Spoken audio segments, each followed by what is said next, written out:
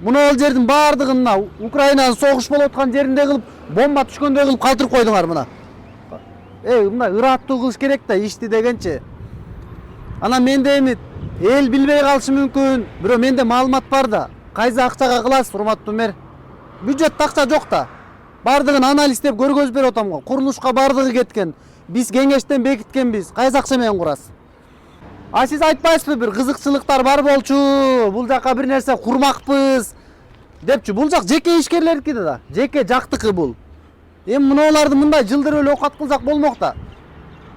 Гарантия менен айтам, эл журт, гарантия менен. Мынагу жер 1 жыл жөн эле турат, ушундай болгон бойдончу. Анан ыраттуу иш кылбагандан кийин бузуп кереги жок болчу да. Биринчи сен бузардан мурун курарды ойлон. Чачардан мурун жыйнарды ойлон. Бул эми логика таянсак деле ушундай да. Ошон үчүн жөн эле бузуш керек, чачыш керек, анан мэрия принципиалдуу болуш керек деп айтасыздар. Анан кийин сын айтса жана блогериңе бар дейсиздер. Мына анда.